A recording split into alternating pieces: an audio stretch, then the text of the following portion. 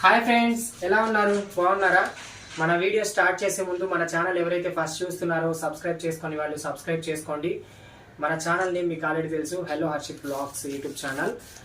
ఇవన్నీ ఏంటి హంగామా ఏంటి అనుకుంటున్నారా? ఇవన్నీ ఏంటంటే మనం ఒక కొత్త సబ్జెక్ట్తో రాబోతున్నాం. ఆ సబ్జెక్ట్ వచ్చేసి సినిమా బ్యాచిలర్స్ అని. కొన్ని షార్ట్ వీడియోస్ ఆల్రెడీ మన ఛానల్లో అప్లోడ్ అవుతున్నాయి, మీరు చూస్తూనే ఉన్నారు, మీకు తెలుసు ఆల్రెడీ. ఇప్పుడు మళ్ళీ ఒక కొత్త సబ్జెక్ట్ సినిమా బ్యాచిలర్స్ అంటే ఏంటి అని, దాంట్లో ఉండేటువంటి కొన్ని సినిమా కష్టాలు, ఎలా వెళ్తున్నాము ఏంటి అని జర్నీ చూపించబోతున్నాం. దీనికోసం మేము ఎంతో కష్టపడుతున్నాం. ఇది ఒక చిన్న రూమ్లో మా హంగామా చూస్తే మీరు షాక్ అయిపోతారనమాట. చూపిస్తా ఉండండి.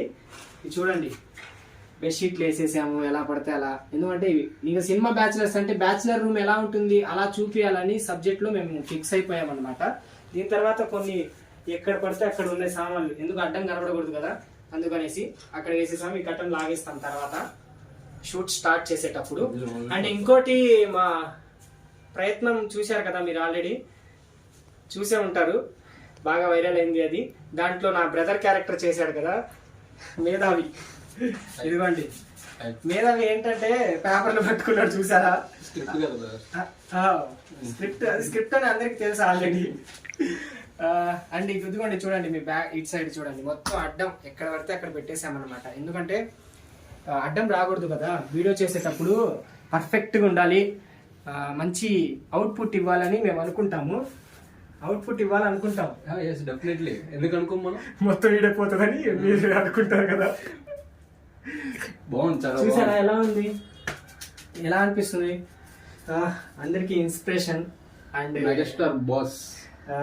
అందుకనే ఫస్ట్ ఈయన పిక్కే ఉంది మధ్యలో.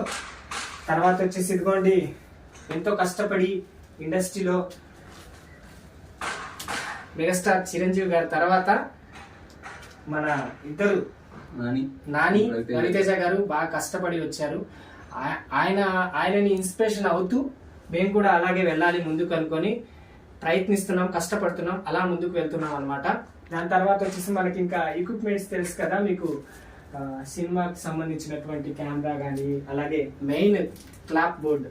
సినిమా స్టార్ట్ చేసేటప్పుడు ఖచ్చితంగా క్లాప్ కొడితేనే సినిమా స్టార్ట్ అయిపోతుంది. స్టార్ట్ చేద్దామా షూట్? ఆర్టిస్టులు టయానికి రారండి, అసలు టయానికి రాలేదు. ఇంకా టైం చూస్తే 1:30 అయింది టైము. మరి ఏం చెప్పమంటారు? పొద్దున్నే 6ంటికి లేచి ఫోన్లు చేసుకొని తలనొప్పి వచ్చేసింది. వీళ్ళకి కష్టం విలువ తెలియట్లేదు. అవునండి, అందుకే వచ్చినాం. ఏది 1ంటికి వచ్చేది, 1ంటికి వచ్చేసారండి. ఎక్కడ న్యాయం చెప్పండి. అండ్ ఇంకో విషయం, మా ఇప్పుడు వీడియో తీసే పర్సన్ కూడా ఇందులో యాక్ట్ చేస్తాడు, తనని కూడా చూపిస్తాను. సో బయటకు వస్తే ఇంకా కొంచెం సామాగ్రి బయట పెట్టేసాం. ఆ సామాగ్రి కూడా చూడండి. ఇంకెందుకు, ఇటు వచ్చేయండి తీసే డిఓపి గారు. ఇదిగోండి, ఈ సామాగ్రి అంతా అక్కడిదే అనమాట. చాలా నీట్గా. ఇది దేనికో తెలుసు కదా, కొంచెం చేయమంటే ఇంకొంచెం చేసేస్తాడు మా బ్రదర్ క్యారెక్టర్. ఇది వచ్చేసి సినిమాల్లో మనం డూప్ అంటే సంఖ్యలు చేతులకేసి లాక్కొని వెళ్తారు కదా, అది అన్నమాట. ఇది అది ఇక ఇదంతా ఈ కామన్, ఇది రొటీన్. వీడియో చేసేటప్పుడు కొన్ని మేకింగ్ వీడియోస్ కూడా దాని పక్కన యాడ్ చేస్తాను, చూడండి ఎలా చేస్తున్నారు, ఎన్ని టేకుల్లో చేస్తున్నారో, ఎలా నవ్వుకుంటున్నారో, ఎలా ఎంజాయ్ చేస్తారు. మీరే ఎంజాయ్ చేసి చెప్పండి, ఓకేనా?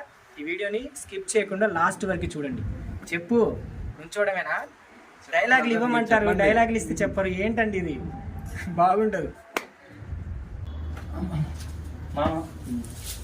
తమ్ముడు కూర్చో, పైన కూర్చో, ఏం కాదు. కూర్చో తమ్ముడు. ఇందాక చెప్పినా కదా నేను, ఇద్దరు వింత జంతువులని. వీళ్ళే మా ఇద్దరు రూమ్మేట్స్.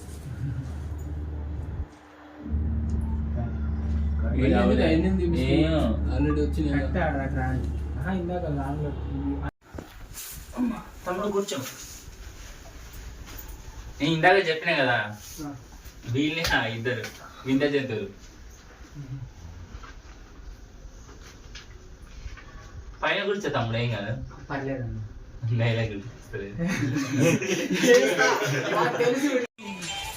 చూసారా గైస్, ఇక్కడ షూటింగ్ చేయడానికి వచ్చారా వీళ్ళ స్టెప్పులు ఏంది, వీళ్ళు రీల్స్ చేయడానికి వచ్చారా లేకపోతే అసలు ఏంది నాకు అర్థం కాదు. అవుతాయా ఇవాళ వీడియోస్ అవుతాయా అసలు చెప్పు. అయితే ఏమవుతాయి? హర్షిత్ ఉండగా ఎందుకు మీకు దండగా? ఏం దండగా? పొద్దుననగా చేస్తున్నాం షూటు, ఒక్క రీల్ తప్ప ఎగస్ట్రా ఏం అవ్వలేదు. ఆపండి రా ఎవడైనా వాడిని ఫస్ట్. ఈడ ఇంకొంచెం ఇంత చేయమంటే ఇంత చేస్తాడు ఈయన. వెనకాల ఆయన ఇంకా అసలు చెప్పాల్సిన అవసరం లేదు. ఇంత ఇచ్చామనుకో, ఆ బిల్డింగ్ చూసారా అంతెత్తు చేస్తాడు అనమాట. అదే డైలాగ్.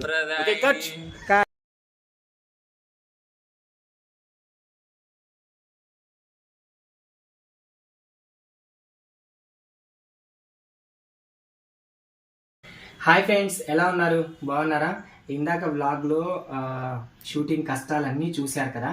అయితే దీంట్లోనే ఏంటంటే ఇది కూడా షూటింగ్ కష్టాలేనండి. ఒక సీన్ ఉంది కాబట్టి సంగీతం క్లాస్ దగ్గరకు వచ్చాను. అయితే ఇక్కడికి వచ్చి ఆ సీన్ అయితే కంప్లీట్ చేశాను. దాని తర్వాత ఎందుకో మైక్ చూసిన తర్వాత ఎంతైనా సింగర్ అవ్వాలనే కోరిక మనసులో అలాగే ఉంది కాబట్టి మైక్ చూడంగానే ఎందుకో తాపత్రయంతో మైక్ ముందు నుంచొని ఏదో ఒక పాట పాడాలి అని అనిపించింది. అందుకనేసే పాడదాం అనుకుంటున్నాను. మరి వినండి, మీకోసమే సరదాగా పాడేస్తాను, ఎంజాయ్ చేయండి.